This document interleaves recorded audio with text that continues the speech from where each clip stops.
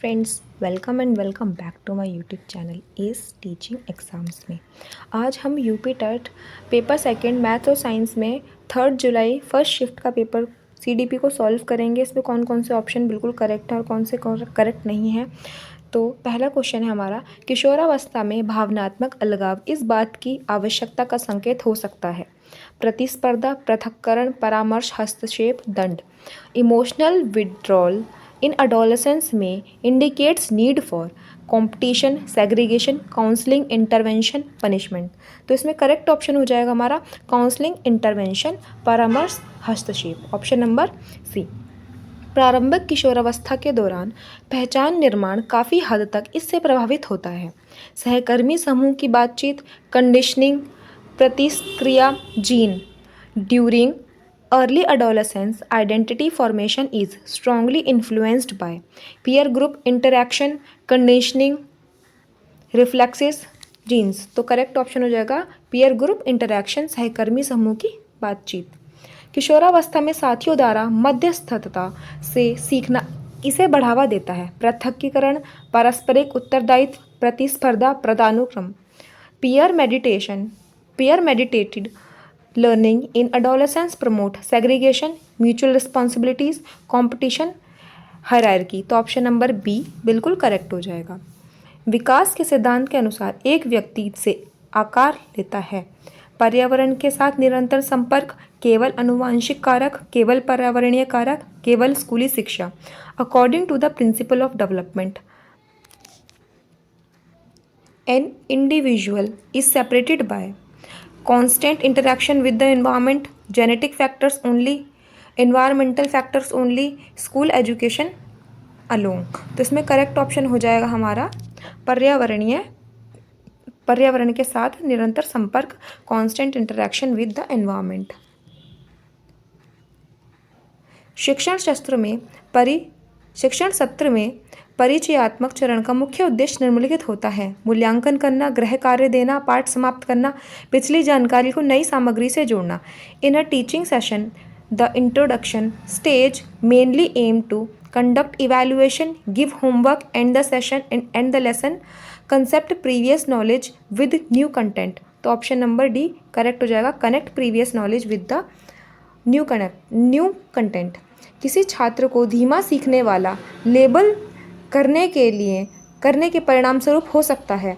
Labelling a student as a slow learner may learn to स्वपूर्ति, भविष्यवाणी, शैक्षणिक विकास, बेहतर प्रेरणा, स्व प्रतिस्पर्धा, self fulfilling prosperity, academic growth, improved motivation, healthy competition. तो ऑप्शन नंबर ए बिल्कुल करेक्ट हो जाएगा इसमें। किशोरावस्था में तत्परता के नियम का अर्थ है कि शिक्षण को विकास की अवस्था को नज़रअंदाज करना चाहिए, याद करने पर जोर देना चाहिए, केवल पाठ्यक्रम पर ध्यान केंद्रित करना चाहिए, किशोर के मानसिक विकास के स्तर को समझने की क्षमता के अनुरूप होना चाहिए। Law of readiness in adolescence imply teaching should ignore developmental stage, emphasise memorisation, focus only on syllabus, suit the adolescent's level of mental development and ability to understand। Option number D हमारा यहाँ correct है। किशोरावस्था में वह सुदृढ़ीकरण जो आंतरिक प्रेरणा को बढ़ाता है उसे धमकी भरा होना चाहिए। व्यवहार को अत्यधिक नियंत्रित करने के बजाय मार्गदर्शन और प्रोत्साहन प्रदान करना चाहिए। फीडबैक की जगह लेनी चाहिए, अत्यधिक होना चाहिए। In adolescence, reinforcement that increase internal motivational should be threatening, provide guidance and encouragement rather than control behavior excessive, replace feedback be excessive। तो ऑप्शन नंबर बी यहाँ पर करेक्ट है हमारा। सुदृढ़ीकरण अनुसूची इसको प्रभावित करती है। प्रतिवर्त, अंतर्दृष्टि, प्रतिक्रिया की गति और दृढ़ता, अंतर्दृष्टि, परिपक्वता। तो इसमें हमारा correct option reinforcement schedule affects reflex, insight, speed and persistence of response, maturation. तो ऑप्शन नंबर सी करेक्ट हो जाएगा। प्रभाव का नियम कक्षा में विशेष रूप से उपयोगी है। नैतिक विकास व्यवहार प्रबंधन, अमूर्त चिंतन, वैचारिक तर्क। Law of effect is specially useful in the classroom for moral development, behavioural management, abstract thinking, conceptual reasoning. तो करेक्ट ऑप्शन हो जाएगा हमारा बिहेवियरल मैनेजमेंट, ऑप्शन बी। अत्यधिक प्रतिस्पर्धा कम कर सकती है। प्रतिक्रियात्मक क्रियाएं, ऊंचाई, संवेदी स्मृति, आंतरिक प्रेरणा। एक्सेसिव कॉम्पिटिशन्स में reduce reflectives, height, sensory motor, intrinsic motivation. तो option number D intrinsic motivation. भावनात्मक असुरक्षा का परिणाम हो सकता है कम एकाग्रता, बेहतर ग्रेड, उच्च स्वायत्तता, तार्किक तर्क। इमोशनल इनसिक्योरिटी में lead to poor concentration, better grades, high autonomy, logical reasoning. तो ऑप्शन नंबर ए हमारा करेक्ट हो जाएगा। नेक्स्ट क्वेश्चन है, वाइगोत्स्की का मानना था कि अधिगम सबसे अच्छी तरह से होता है सामाजिक अंतःक्रिया के माध्यम से, अनुकूलन के माध्यम से, दंड के माध्यम से, अंतर्दृष्टि के माध्यम से। Vygotsky believed learning occur best through social interaction, conditioning, punishment, insight. तो सोशल इंटरैक्शन से कहते हैं। सोशल SCL इसका शॉर्ट फॉर्म था। कक्षा शिक्षण में प्रभावी संचार का एक अच्छा उदाहरण निम्नलिखित में से कौन सा है? छात्रों की प्रतिक्रियाओं पर नज़र रखना और शिक्षण विधि को समायोजित करना, छात्रों की समझ की परवाह किए बिना व्याख्या जारी रखना, केवल पाठ्यक्रम पर ध्यान केंद्रित करना, प्रतिक्रिया टालना। Which of the following is a good example of effective communication in classroom teaching? Monitor students response and adjust instructions, continue lecture regardless of student understanding, focus only on syllabus, avoid feedback। तो option number ए इसमें correct हो जाएगा। Next question है, आधुनिक शिक्षण में शिक्षण को सबसे अच्छी तरह इस रूप में समझा जा सकता है: पाठ्यक्रम को शीघ्रता से पूरा करना, छात्रों में अनुशासन स्थापित करना, सीखने के अनुभवों को सुगम बनाना, छात्रों को अगत जानकारी प्रदान करना। Teaching is modern education is best understood as completing the syllabus quickly, instilling discipline in students, facilitating learning experience, delivering up to date information student। तो ऑप्शन नंबर यहाँ पर C facilitating learning experience, option number C correct हो जाएगा। Next question है, किशोरों के लिए एक अच्छे सूत्रधार को चाहिए: चर्चाओं पर हावी होना, स्वतंत्र सोच को प्रोत्साहित करना, बातचीत से बचना, सवाल पूछने पर सजा देना। A good facilitator of adolescent should dominate discussion, encourage independent thinking, avoid interaction, punish questioning. तो ऑप्शन नंबर बी करेक्ट हो जाएगा।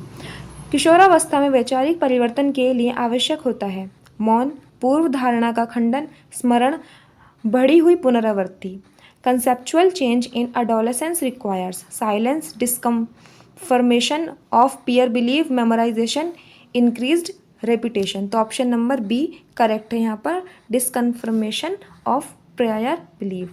अगला क्वेश्चन है, लचीला मूल्यांकन समावेशन का समर्थन करता है क्योंकि वह सीखने के समान प्रदर्शन को सुनिश्चित करता है, अनुचित लाभ को बढ़ावा देता है, सभी मूल्यांकन को समाप्त करता है, पक्षपात को प्रोत्साहित करता है। तो ऑप्शन नंबर ए यहाँ पर करेक्ट हो जाएगा। Ensure equitable demonstration of learning. 12 से 14 वर्ष की आयु में मार्गदर्शन सेवाओं को विशेष रूप से ध्यान देना चाहिए। मोटर कौशल, भावनात्मक विनिमय और सहपाठी संबंध, करियर का अंतिमकरण, प्रतिवर्ती। तो ऑप्शन नंबर यहाँ पर बी करेक्ट हो जाएगा। किशोरावस्था 12 से 14 के दौरान समावेशन को विशेष रूप का समर्थन करना चाहिए। संवेदन, प्रेरण विकास, सहज प्रवृत्ति का नियंत्रण, प्रतिक्रियात्मक विकास, पहचान निर्माण। तो इसमें करेक्ट ऑप्शन हो जाएगा हमारा identity formation, option number D.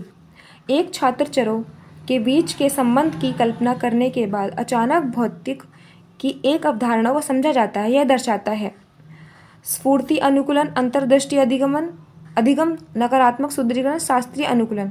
तो ये हो जाएगा हमारा अंतर्दृष्टि अधिगमन, इनसाइट लर्निंग। नेक्स्ट क्वेश्चन है हमारा,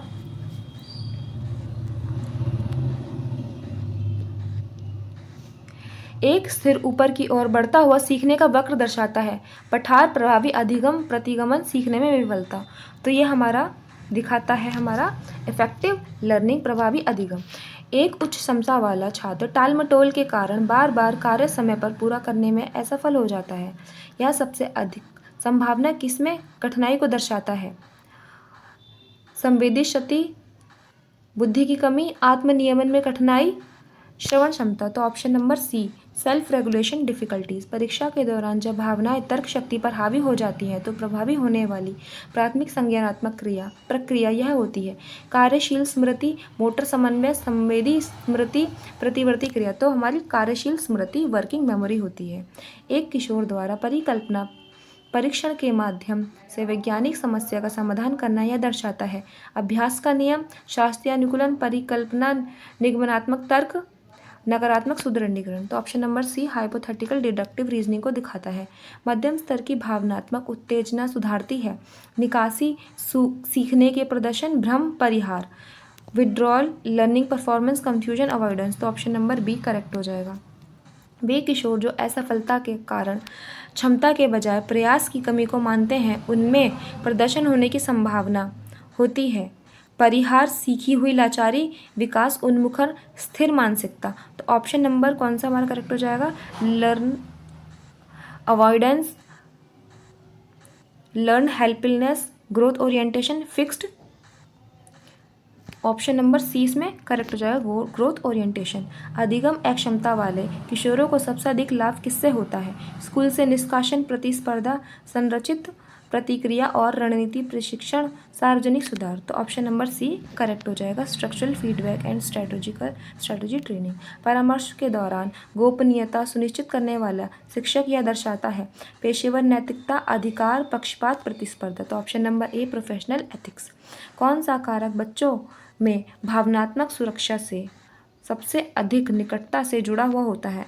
अधिकार, पूर्ण पालन पोषण, सख्त सजा, प्रतियोगी प्रशिक्षण, अलगाव, authoritative parenting, strict parenting, competitive exams, isolation. तो ऑप्शन नंबर ए इसमें करेक्ट हो जाएगा। आपके कितने क्वेश्चन करेक्ट बैठे आप लोग अपने कमेंट्स में ज़रूर बताना, और अगर आपको वीडियो पसंद आई हो तो चैनल को सब्सक्राइब करना, वीडियो को लाइक, शेयर और कमेंट ज़रूर करना। Thank you so much for this video.